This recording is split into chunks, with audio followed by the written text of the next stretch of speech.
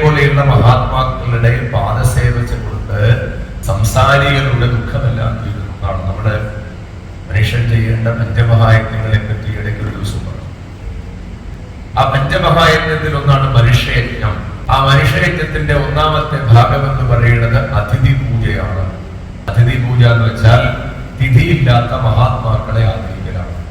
സന്യാസിമാർ, ഋഷിമാർ, ഭക്തന്മാർ ഇവരെ ആദരിക്കലാണ് മനുഷ്യയജ്ഞത്തിന്റെ ഒരു ഭാഗമായ അതിഥി പൂജ.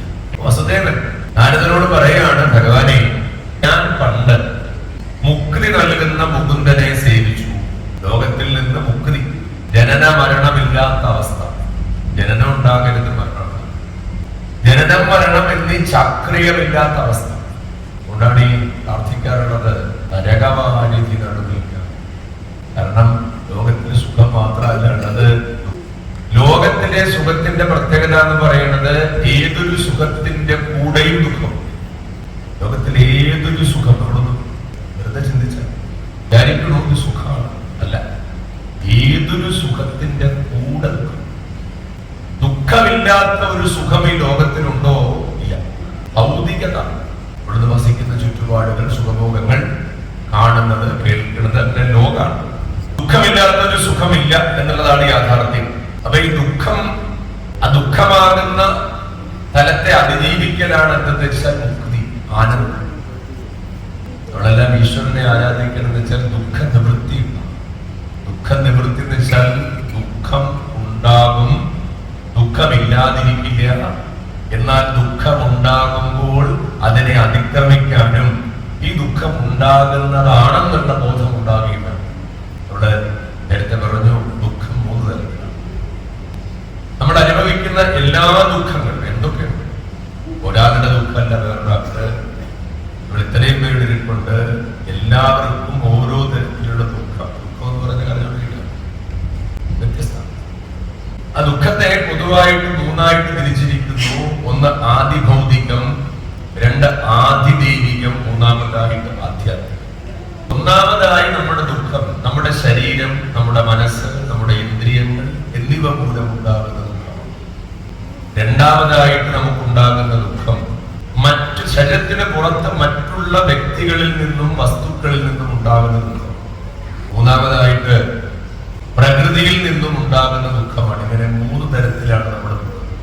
അതിനെയാണ് ആദിഭൗതികം, ആദിദൈവികം, ആധ്യാത്മികം എന്ന് പറയുന്നത്. ഈ ദുഃഖ നിവൃത്തിക്കാണ് ഈ ഉപനിഷത് ശാന്തി മന്ത്രങ്ങൾ നമ്മൾ ജപിക്കുമ്പോൾ കേൾക്കാം. ഉപനിഷത് ശാന്തി മന്ത്രങ്ങളിൽ ഏതൊരു ശാന്തി മന്ത്രത്തിന്റെ അവസാനം ഓം ശാന്തി ശാന്തി 3 പറയുന്നു, 2 പറയില്ല, 4 പറയില്ല, 5 പറയില്ല. കാരണം ഇതാണ് എന്റെ ആദിദൈവിക ദുഃഖമില്ലാതെയായി തീരട്ടെ, ആദിഭൗതിക ദുഃഖമില്ലാതെയായി തീരട്ടെ, ആധ്യാത്മിക ദുഃഖമില്ലാതെയായി തീരട്ടെ.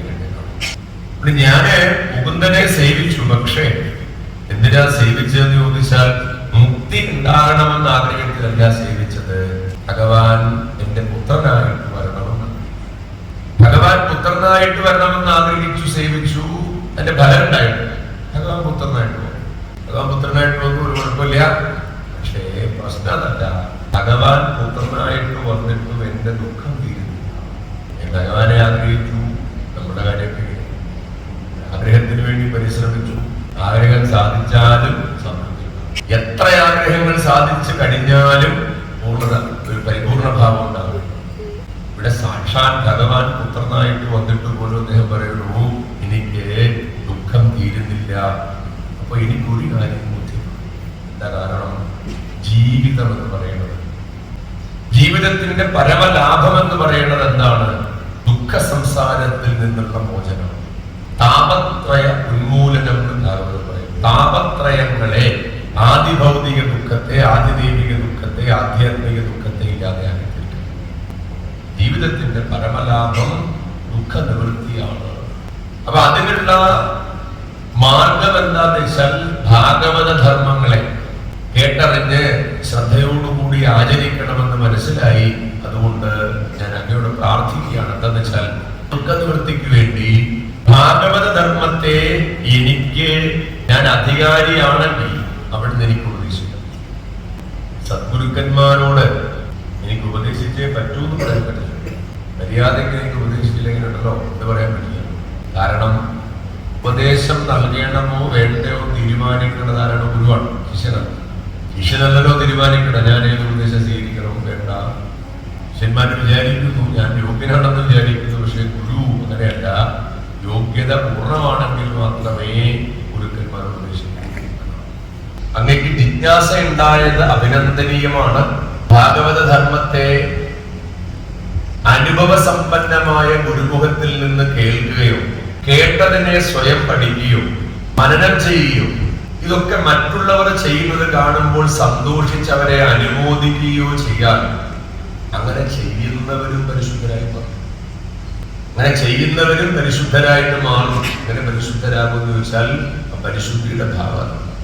ഭാഗവത ധർമ്മം, ഭാഗവത ധർമ്മത്തിൽ ശ്രീമദ് ഭാഗവത്തിന്റെ ധർമ്മമല്ല, ഭഗവത് ധർമ്മം പറഞ്ഞു. അങ്ങ് ഈ ചോദ്യം ചോദിച്ചത് കൊണ്ട് എന്താ ഗുണമെന്ന് വെച്ചാൽ ഭഗവാന്റെ സ്മരണ, വീണ്ടും ഭഗവാനെ സ്മരിക്കാൻ ഒരു അവസരം. പണ്ട് നിമി ചക്രവർത്തി ഒരു ചക്രവർത്തി, ആ ചക്രവർത്തിക്ക് ഭാഗവധർമ്മത്തെ ഉപദേശിച്ചു. അത് അങ്ങേക്ക് ഞാൻ പറഞ്ഞു തരാം. ഋഷഭദേവൻ എന്നൊരു രാജാവ് ഉണ്ടാക്കുന്നു. ഋഷഭദേവൻ എന്ന് പറഞ്ഞാൽ പ്രിയവ്രതൻ, പ്രിയവ്രതന്റെ പുത്രൻ അഗ്നീന്ദ്രൻ. എന്റെ ക്രമം പറയുന്നത് ബ്രഹ്മദേവന്റെ പുത്രൻ സ്വയംഭൂമനു, സ്വയംഭൂമനുവിന്റെ പുത്രൻ പ്രിയവ്രതൻ, പ്രിയവ്രതന്റെ പുത്രൻ അഗ്നീന്ദ്രൻ, അഗ്നീന്ദ്രന്റെ പുത്രൻ നാഭി, നാഭിയുടെ പുത്രൻ ഋഷഭൻ. തൽസുതൻ അഗ്നീന്ദ്രനും തൽസുതൻ നാഭി, ഋഷഭൻ അവൻ പുത്രൻ. ഈ ഋഷഭദേവന് 100 പുത്രന്മാരുണ്ടായിരുന്നു, അനേക സന്താനങ്ങൾ. അതിലെ ജ്യേഷ്ഠനായ ആളുടെ പേരാണ് ആ ഭരതനെ പറ്റി. ഭരതൻ ഭരിച്ചത് കൊണ്ടാണ് നമുക്ക് ഭാരതം എന്ന പേര് വന്നത്. അതുവരെ ഭാരതവർഷത്തിന്റെ പേര് അജനാഭം എന്നായിരുന്നു. ഈ ഭരതന്റെ അനുജന്മാരായിട്ടുള്ള 8 പേര് ക്ഷത്രിയന്മാരായിട്ട് മാറി, 9 പേര് മഹാജ്ഞാനികളായിട്ട് മാറി, ബാക്കിയുള്ളവരെല്ലാം വിശുദ്ധജ്ഞാനികളായിട്ട് മാറി. അതിലെ അനുജന്മാരായി ജ്ഞാനികളായി മാറിയ, പരമജ്ഞാനികളായിട്ട് മാറിയിരിക്കുന്ന 9 പേര് ആണ് നവയോഗികൾ എന്ന് പ്രസിദ്ധരായിരിക്കുന്നത്. നവയോഗികൾ എന്ന് പറയുന്നത് കവി, ഹരി, അന്തരീക്ഷൻ, പ്രബുദ്ധൻ, വിപ്പലായനൻ, ആവർഹോത്രൻ, ദ്രുമിളൻ, ചമസൻ, കരഭാജനൻ, ഇങ്ങനെ 9 പേർ. അവരുടെ പേര് നവയോഗികൾ. ഈ നവയോഗികളുടെ പ്രത്യേകത എന്ന് പറയുന്നത് അവർ പരമാത്മ തത്വത്തെ അറിഞ്ഞു പറയുന്നവരായിരുന്നു. ശരീര പോഷണം തുടങ്ങിയിരിക്കുന്ന കാര്യങ്ങളിൽ ശ്രദ്ധയില്ലാത്തവരുമായി. അവരെ എന്ത് ചെയ്തു? ഈ പ്രപഞ്ചത്തെ, ഭഗവാന്റെ സ്ഥൂല രൂപമായിരിക്കുന്ന പ്രപഞ്ചത്തെ ഭഗവാന്റെ സ്വരൂപമായി കണ്ടുകൊണ്ട് ലോകത്ത് സഞ്ചരിച്ചു. നമ്മൾക്ക് അങ്ങനെ കാണാൻ പറ്റില്ല. കാണുന്ന വിശ്വം, ഈ കാണുന്ന മുഴുവൻ ഭഗവാനാണ്. ആ തലത്തിലേക്ക് നമ്മൾ വന്നിട്ടില്ല. നമ്മളുടെ ശത്രു, മിത്രം എന്നൊക്കെ പറയുന്നത്. അത് ഈ കാണുന്നത് മുഴുവൻ ഭഗവാനാണെങ്കിൽ പിന്നെ എനിക്ക് ശത്രു ഉണ്ടോ? ഇല്ല. അതിനെ വേർതിരിച്ചത്. അതുകൊണ്ടാണ് നമ്മളെ പോലെ സൂക്ഷ്മ വിചാരം ചെയ്യാൻ സാധിക്കാത്തവർക്ക് വേണ്ടിയിട്ടാണ് ഉപാസന നിശ്ചയിച്ചിരിക്കുന്നത്. മുമ്പിലൊരു വിഗ്രഹം, ബിംബം, ഇങ്ങനെ ആ സൂക്ഷ്മ വിചാരത്തിലേക്ക് നമ്മൾ സൂക്ഷ്മ സ്ഥൂല ആരാധനയാണ് നമ്മൾ ചെയ്യുന്നത്. എന്തെങ്കിലും ഒന്ന് വേണം ആരാധിക്കണമെങ്കിൽ. അതില്ലാതെ ആരാധന പൂർണ്ണമാകില്ല.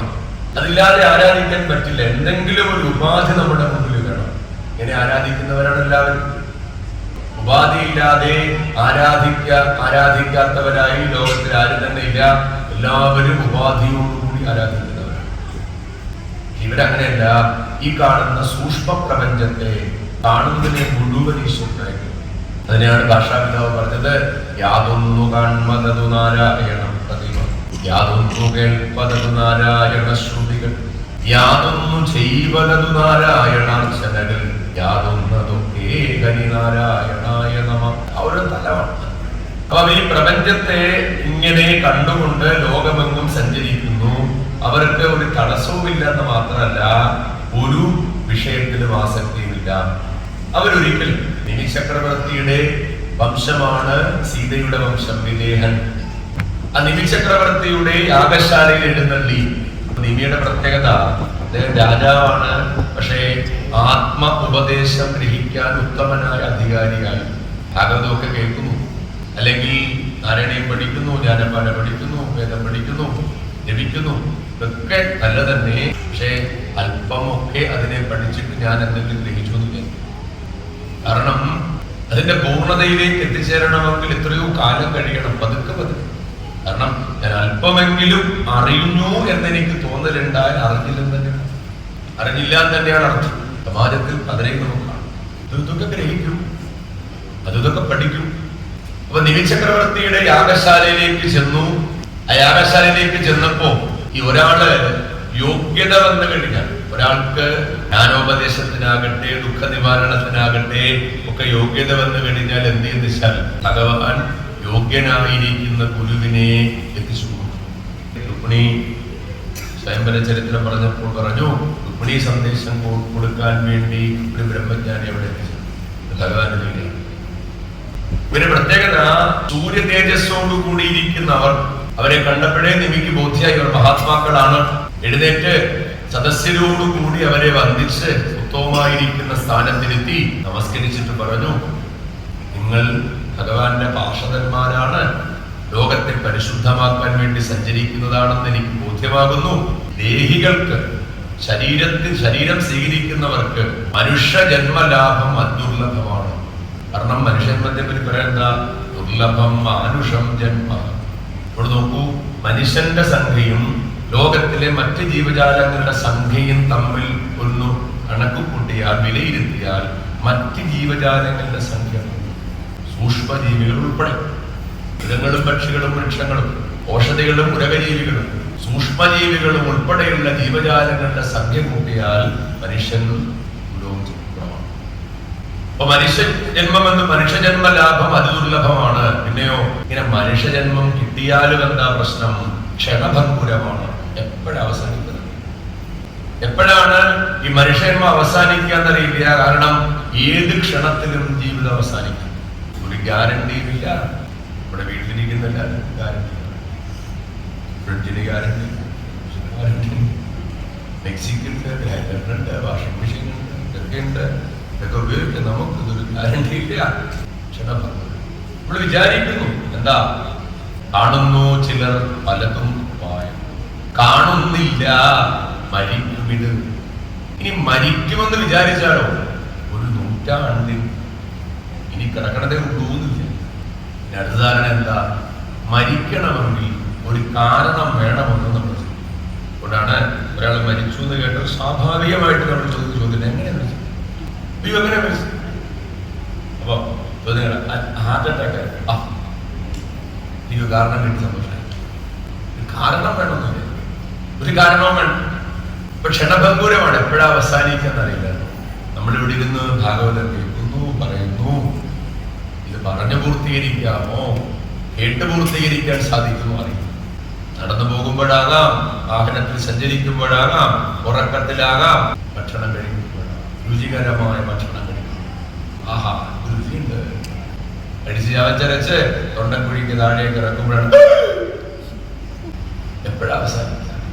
അപ്പോ ക്ഷണഭംഗുരമായ ജീവിതത്തിനിടയ്ക്ക് നമ്മളുടെ ജീവിതത്തിനിടയ്ക്ക് നമ്മളുടെ ഇത്രയും കാലത്തെ ജീവിത സമയമെടുത്ത് പരിശോധിച്ചാൽ പകുതി ഉറങ്ങിക്കളയും.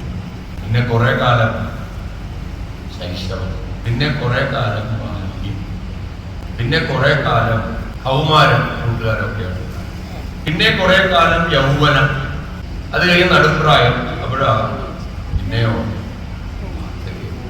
ഇങ്ങനെയുള്ള ജീവിതത്തിനിടയ്ക്ക് എപ്പോഴാണ് പ്രവർത്തിക്കുക? ആരോഗ്യവും ബുദ്ധിയും ഒക്കെ ഒരുപോലെ ഇരിക്കുന്ന സമയത്ത് നമ്മളെല്ലാം ചെയ്യണം എന്താ, ഒക്കെ നേടുക, ധനം സമ്പാദിക്കുക, ആഗ്രഹങ്ങളെ പൂർത്തീകരിക്കുക, കുടുംബത്തെ സേവാക്കുക, ഇതൊക്കെയാണ്.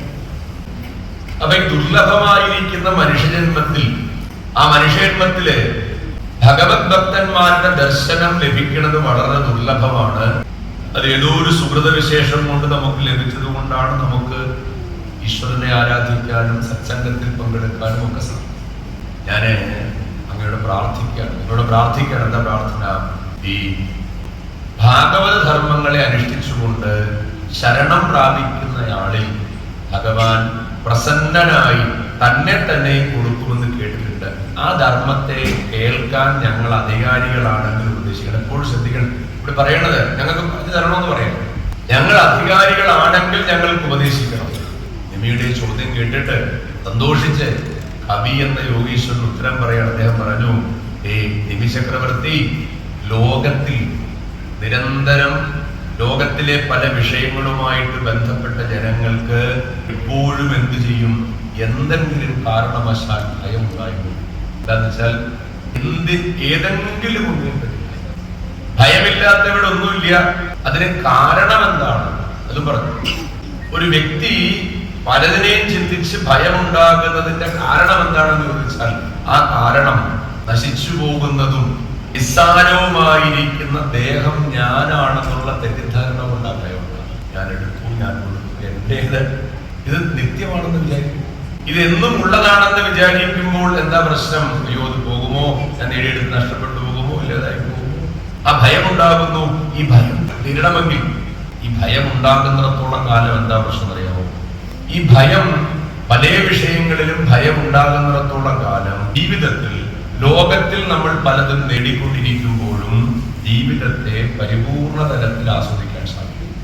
ജീവിതം എന്ന് പറയുന്നത് എന്താണ്? ആസ്വദിക്കണം. ചിലർ വിചാരിക്കുന്ന ജീവിതം അടിച്ചു പൊളിക്കലാണ്.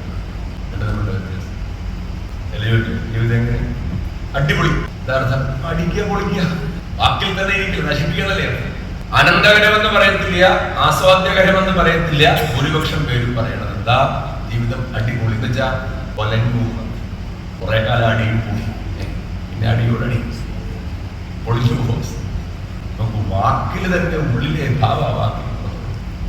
അപ്പോ ഈ ഭയം തീരണമെങ്കിൽ എന്താ വിഷയം എന്ന് വെച്ചാൽ ഒരിക്കലും നാശമില്ലാത്തവനാണ്. ആശ്രയിക്കുന്നവർക്ക് നാശരഹിതമായ പദത്തിലെത്തുന്ന അച്യുതന്റെ പാദാംബുജങ്ങളെ സേവിക്കണം. അച്യുതൻ എന്നാൽ ചുതിയില്ലാത്തവൻ. നമ്മളൊന്നും അച്യുതന്മാരല്ല, പേരൊക്കെ അച്യുതന്മാരെന്നാണ്, പക്ഷെ നമ്മളൊന്നും അച്യുതന്മാരല്ല, ചുതിയില്ലാത്തവരാണ് അച്യുതന്മാർ. അപ്പോ ആ ഭഗവാനെ ശരണം പ്രാപിച്ചാൽ എന്താ ഗുണമെന്നറിയാമോ? ജനനമില്ല, മരണം. വയോസം പറഞ്ഞു, പലരും അടുത്തേക്കും ജനിക്കണമെന്നില്ല. എനിക്കും തൊട്ടൻ മകൻ ഇംഗ്ലീഷ് പഠിക്കണം, അതിനാൽ ഭാര്യ തൻ പേരങ്ങ് ഇംഗ്ലണ്ടിൽ തന്നെയാണ്.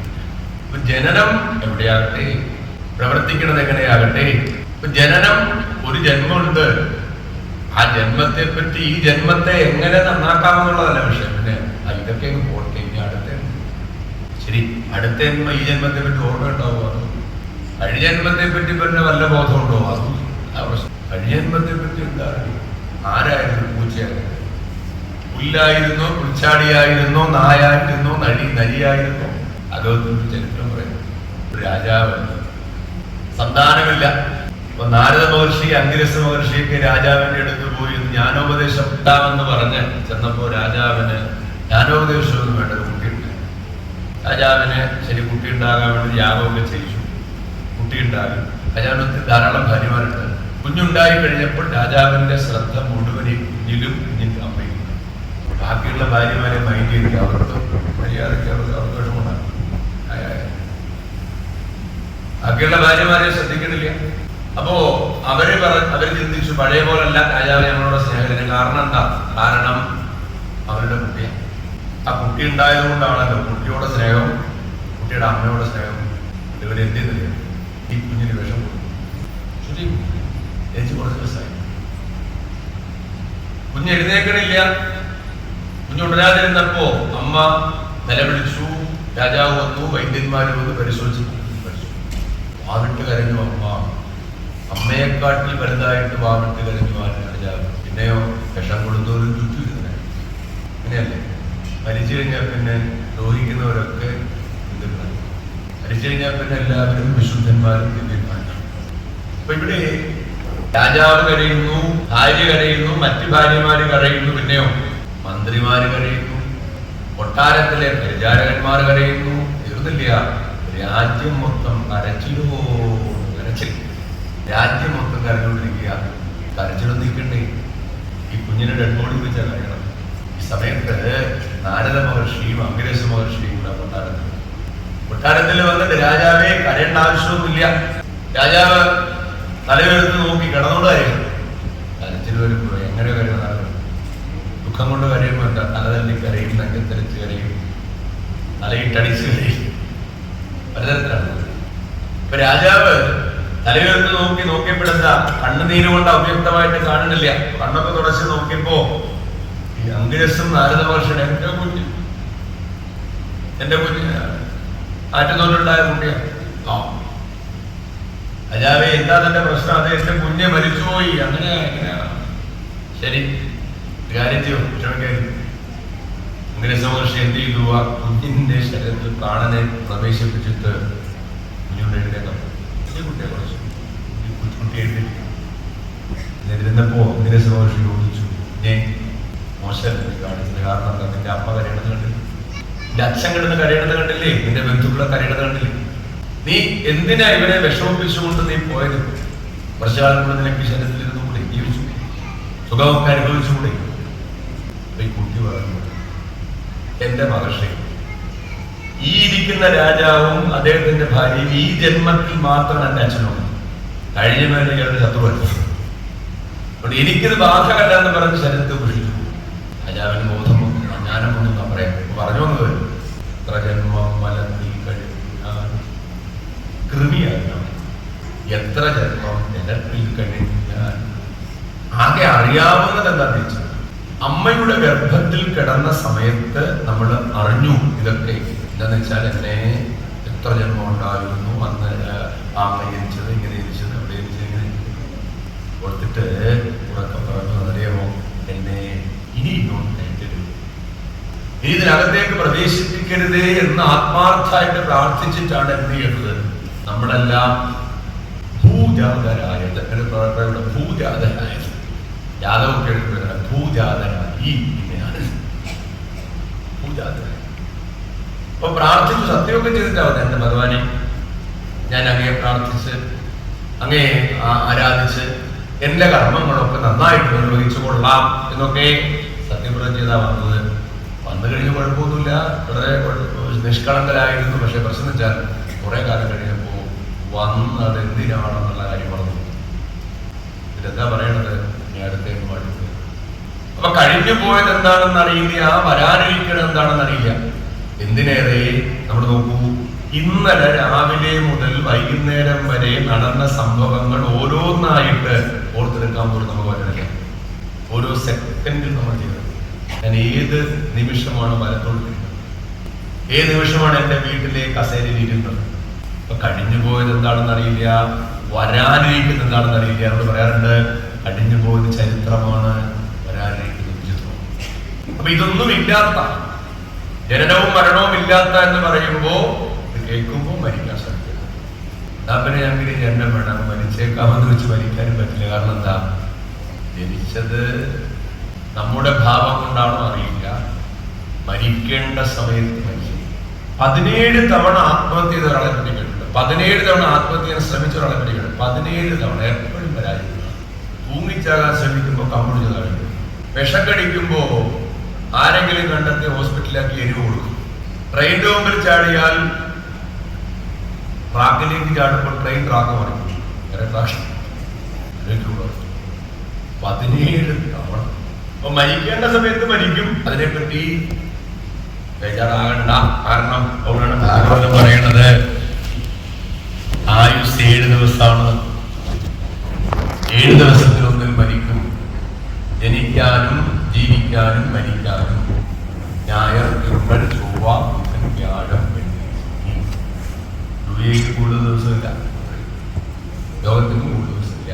ഞായർ, തിങ്കൾ, ചൊവ്വ, ബുധൻ, വ്യാഴം, വെള്ളി, ശനി, ഈ ദിവസങ്ങളിൽ ഒന്നിലാണ് നമ്മൾ ജനിച്ചിട്ടുള്ളത്.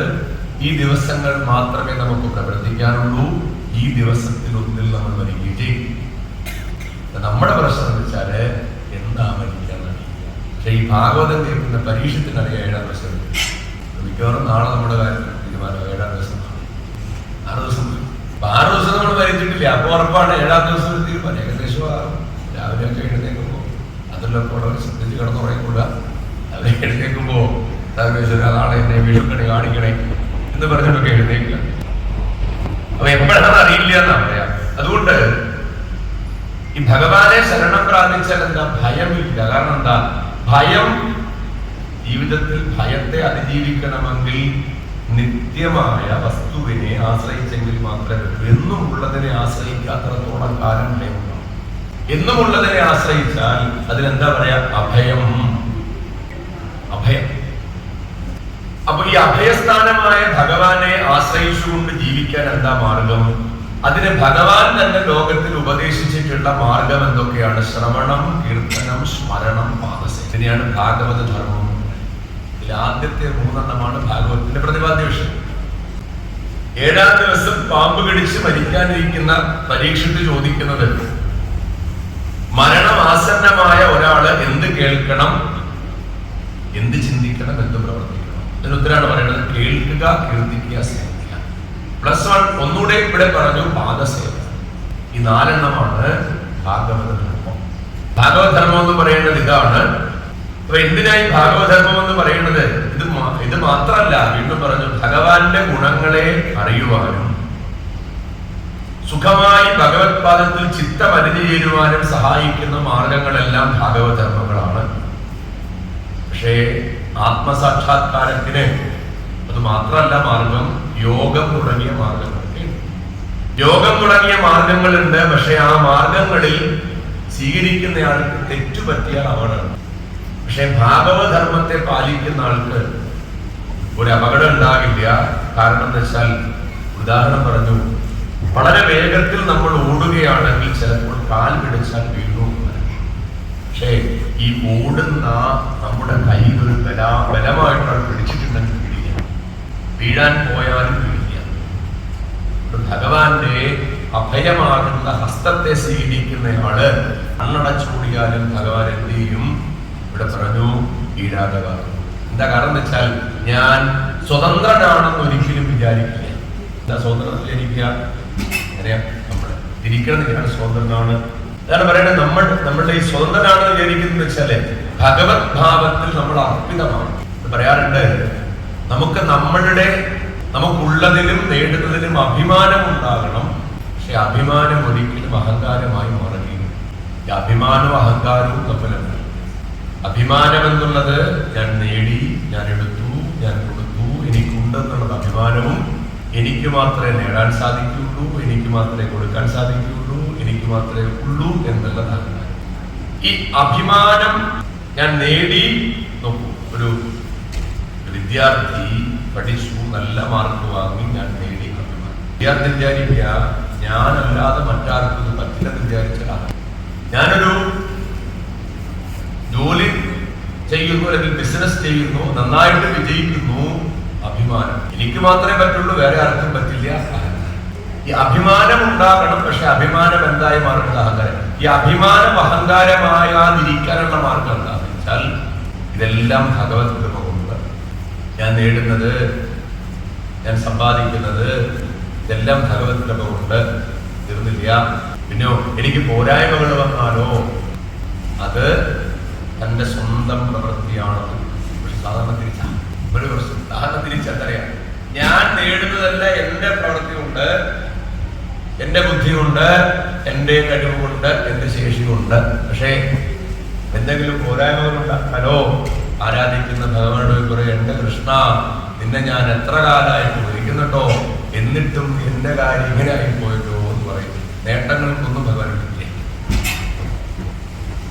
എവിടെയാ വിളിക്കാതില്ല? ഏറ്റവും അവസാനം ഇവിടെ പറയാറുണ്ട്, ഈ വൈഷമ്യം ഭക്തന്മാർക്ക് നമ്മളെപ്പോഴൊക്കെ ഇങ്ങനെ സംഭവിക്കാറുണ്ട്. വെച്ചാൽ വൈഷമ്യം, ജീവിതത്തിൽ എന്തെങ്കിലും വിഷയം ഉണ്ടാകുമ്പോൾ നമ്മൾ എന്ത് ചെയ്യും? നമ്മുടെ അറിവ് കൊണ്ട് പരിഹരിക്കാൻ നോക്കും. ബന്ധുക്കളെ കൊണ്ട് സാധിച്ചില്ലെങ്കിൽ ധനം കൊണ്ട് പരിഹരിക്കാൻ നോക്കും. സാധിച്ചില്ലെങ്കിൽ ബന്ധുക്കളെയും സുഹൃത്തുക്കളെയും കൊണ്ട് പരിഹരിക്കാൻ നോക്കും. അത് സാധിച്ചില്ലെങ്കിൽ മറ്റുള്ളവരെ കൊണ്ട് പരിഹരിക്കാൻ സാധിക്കാൻ നോക്കും. അത് സാധിച്ചില്ലെങ്കിൽ എന്തെന്നറിയാമോ? നമ്മളെല്ലാം സാധാരണ ചെയ്യുന്നത്, നമ്മൾ ആരാധിക്കുന്ന ഈശ്വരന്റെ തലയിലേക്ക് ഇതെല്ലാം കൂടെ കെട്ടിവിടും. അപ്പോഴും അത് സാധിക്കാതെ വരുമ്പോഴാണ് എന്ത് ചെയ്യണത്? ഈ അല്ലാതൊരാശ്രയം കേട്ടോ, പരമാശ്രയം. അതാണ് നമ്മള് ഓർമ്മയില്ല ഈ പാഞ്ചാലി വസ്ത്രാക്ഷേപ സമയത്ത് പാഞ്ചാലി ശാസനം വസ്ത്രമെങ്കിലും അടിച്ചുകൊണ്ടിരിക്കുമ്പോ, വസ്ത്രം ഇപ്പോ ഒറ്റ വസ്ത്രം ധരിച്ചിരിക്കുക, അത് അരയിൽ നിന്ന് പോകുമെന്ന ഘട്ടം എന്ത് ചെയ്യുന്നപ്പോൾ പാഞ്ചാലി വിളിച്ചു, ഹേ കൃഷ്ണ ദ്വാരകാവാസി ഹേ കൃഷ്ണ കൃഷ്ണ എന്ന് വിളിച്ചു. എവിടെ വസിക്കുന്നവനെ? ദ്വാരകാവാസിൻ. ഒരനുഭവം വസ്ത്രം പോകാറ്. ഉടനെ പാഞ്ചാലി വിളിച്ചു എന്നാ. അതുവരെ സാരി ഇങ്ങനെ പിടിച്ചുകൊണ്ടാ വിളിച്ചത്. കാരണം ഹേ കൃഷ്ണ ദ്വാരകാവാസി. കൃഷ്ണൻ വന്നില്ല എന്നായപ്പോ പാഞ്ചാലി തന്റെ ഹൃദയത്തിൽ കൈകൾ ചേർത്ത് വിളിച്ചു, വിശ്വാത്മൻ വിശ്വഭാവന, എന്റെ കൃഷ്ണ. അപ്പോഴാണ് ഭഗവാൻ അനേക ഡിസൈനുള്ള വസ്ത്രം ഇതൊക്കെ ഉണ്ടായിരുന്നെങ്കിൽ ദുബായിൽ ഏറ്റവും വലിയൊരു ടെക്സ്റ്റൈൽ ഷോപ്പ്. പിന്നീട് ഒരിക്കൽ ചോദിക്കുന്നുണ്ട് പാഞ്ചാലി, ഭഗവാനെ ഞാൻ ആദ്യം വിളിച്ചപ്പോ അപ്പൊ വന്നില്ല. ഭഗവാൻ പറഞ്ഞു, പാഞ്ചാലി വേറൊന്നും കൊണ്ടല്ലോ, നീ വിളിച്ചത് ഹസ്തിനാപുരിയിൽ നിന്ന്, എന്നെ വിളിച്ചത് എങ്ങനാ? താരകാവാസിൽ നിന്നാ വിളിച്ചത്. ഞാൻ ഈ ഗുജറാത്തിൽ നിന്ന് വണ്ടി എടുത്തൊക്കെ വരുമ്പോഴത്തേക്ക് സാരി അടിച്ചുകൊണ്ട് ആരും പോകും. വിശ്വാസം ഞാൻ തന്നെ മെനക്കെടുത്ത് ബുദ്ധിമുട്ട്, നിനക്ക് വിഷം കഴിക്കും. രണ്ടാമതേ വിളിച്ചെന്താ? എന്റെ കൃഷ്ണ. അത് എന്റെ കൂടെ ഉണ്ട്, എന്റെ കൂടെ ഉണ്ട്. എന്റെ കൃഷ്ണ എന്ന് വിളിച്ചപ്പോ ഞാൻ എന്ത് ചെയ്തു? എന്റെ ഉള്ളിൽ നിന്ന് വന്നു. നോക്കൂ, കൃപാഹസ്തം അവിടെയാണ്. പ്രത്യക്ഷമാകലെന്ന് പറയുന്നത് തന്റെ ഉള്ളിലുള്ളതിനെ സംശീകരിക്കുമ്പോഴാണ് പ്രത്യക്ഷ. നമ്മുടെ മുമ്പിൽ ഒരു സ്ഥിതിക്കണം. ഈ മുമ്പിൽ നമ്മൾ കാണുന്ന സ്വരൂപം എല്ലാം നമ്മുടെ ഉള്ളിലാണ്. നമ്മുടെ ഉള്ളിലുള്ളതിനെ ഉള്ളിലോട്ട് നോക്കാൻ പറ്റാത്തത് കൊണ്ടാണ് മുമ്പിൽ കാണുന്നത്. ഉള്ളിലുള്ളതും മുമ്പിലുള്ളതും തമ്മിലുള്ള വ്യത്യാസം, ഉള്ളിലുള്ളതിന് രൂപമില്ല, മുമ്പിലുള്ളതിന് രൂപമുണ്ട്. അതിനാണ് സ്ഥൂല രൂപം എന്ന് പറയാം. ഉള്ളിലുള്ളത് സൂക്ഷ്മ രൂപം. അതുകൊണ്ട് ഭഗവാൻ നമ്മൾ ആരും സ്വതന്ത്രനാണെന്ന് വിചാരിക്കുന്നില്ല. കാരണം നമ്മുടെ ശേഷിയെ വർഗത്തിലൂടെ കഴിവുകൾ, നമ്മുടെ മോശക്കാരിലപ്പോ അപാരമായ കഴിവുണ്ട്. കഴിവില്ലാത്ത ഒരാളെപ്പോഴും വിശ്വസിച്ചു. ലോകത്തിലെ ഏറ്റവും വലിയ സൃഷ്ടികർത്താവിന്റെ വൈഭവം നമ്മളൊന്ന് ആലോചിച്ചു. കോടാനുകോടി ജനങ്ങൾ, ഓരോ മനുഷ്യന്റെയും കൃഷ്ണമണിയുടെ ഘടന വ്യത്യസ്തമാക്കിയിരിക്കുന്ന ഈശ്വരന്റെ വൈഭവം, ഓരോ മനുഷ്യന്റെയും കൈവിരലടയാളം വ്യത്യസ്തമാക്കിയിരിക്കുന്ന ഈശ്വരന്റെ വൈഭവം, ഓരോ മനുഷ്യന്റെയും വ്യത്യസ്തമായ ജീനുകൾ സൃഷ്ടിച്ചിട്ടുള്ള ഈശ്വരന്റെ വൈഭവം. ഇതൊക്കെ കാരുണ്യവാനാണ്. അപ്പൊ താൻ പ്രവർത്തിക്കുന്നു. നോക്കൂ, നമ്മൾ ജോലി ചെയ്യുന്നു, പഠിക്കുന്നു, ധനം സമ്പാദിക്കുന്നു, ആഗ്രഹങ്ങൾ പൂർത്തീകരിക്കുന്നു. അതെല്ലാം നമ്മുടെ ശേഷി കൊണ്ടാണ്. അതൊക്കെ അഭിമാനിച്ചോളൂ. പക്ഷേ ഈ ശേഷിക്ക് കാരണമാരാണെന്ന് ഗുണമെന്നറിയാമോ? ഈ അഭിമാനം പൊന്തി പൊന്തി അഹങ്കാരമായി മാറും. അഭിമാനം എപ്പോൾ പൊന്തി അഹങ്കാരമായി മാറും? കാരണം അഹങ്കാരത്തിന് കാരണം നമ്മൾ നേരത്തെ ഇവിടെ പറഞ്ഞു, ശരീരം നിത്യമാണെന്നുള്ള തെറ്റിദ്ധാരണ അഹങ്കാരത്തിലാണ്. എന്റെ ശരീരം എപ്പോഴും ഒരുപോലെ ഇരിക്കും, ആരോഗ്യം ഒരുപോലെ ഇരിക്കും. അങ്ങനെ അഹങ്കാരത്തിൽ നമുക്ക് ആർക്കെങ്കിലും ഉണ്ടെങ്കിൽ എന്ത് ചെയ്താണെന്നറിയാമോ? വലിയ പ്രായത്തിലുള്ള ഫോട്ടോ വീടിന്റെ ഭിത്തിയിൽ ഇങ്ങനെ വെച്ചാൽ ഞാൻ എന്നും ഒരുപോലെ അല്ല എന്ന് ഒന്നും നോക്കുമ്പോഴെങ്കിലും അറിയുമല്ലോ. അപ്പോഴെങ്കിലും ബോധം ഉണ്ടാവണം. കാരണം എന്താ? ഞാൻ എന്നും ഒരുപോലെ അല്ല എന്ന് ബോധം ഉണ്ടാവണം. അപ്പൊ ഭഗവാന്റെ ദാസനാണ് ഞാൻ. അതുകൊണ്ട് നമ്മൾ പ്രാർത്ഥിക്കാറുണ്ട്, എന്താ? കായേന വാച മനസേന്ദ്രിയേർവ ബുദ്ധ്യാത്മനാവ പ്രകൃതിസ്വഭാവ പരോമിയത് സകലം പരസ്മൈ നാരായണായേതി സമർപ്പയാമി. എന്താ? ഞാൻ ചെയ്യുന്ന സകല കർമ്മങ്ങളും ഭഗവതർക്ക്. അതുകൊണ്ടാണ് ഈ രാവിലെ എഴുന്നേൽക്കുമ്പോൾ ഊർജ്ജസ്വലമായിട്ട് എഴുന്നേൽക്കാൻ ഇവിടെ ആചാര്യന്മാർ പറഞ്ഞു, പരാമരെ സ്മരിക്കുന്നു, ഐശ്വര്യദേവതയെ സ്മരിച്ച ഐശ്വര്യം ഉണ്ടാകില്ലല്ലോ. ഐശ്വര്യം ഉണ്ടാക്കാനുള്ള എന്ത് വേണം? അറിവ് വേണമല്ലോ. അരമന്തി സരസ്വതി. അറിവുണ്ടായാലും ഐശ്വര്യം ഉണ്ടാകില്ലല്ലോ. പ്രവൃത്തിയും അറിവും കൂടി ചേരുമ്പോഴല്ലേ ഐശ്വര്യം ഉണ്ടാവുള്ളൂ. അരമുഖേ സ്ഥിത ഗൗരി. ഇങ്ങനെ രാവിലെ എനർജറ്റിക് ആയിട്ട് രാത്രിയിൽ കിടന്നുറങ്ങുമ്പോ നമ്മൾ അതാത് ദിവസം ചെയ്ത പോസിറ്റീവായിട്ടുള്ള കാര്യങ്ങളല്ല ചിന്തിക്കണം, നെഗറ്റീവായിട്ടല്ല.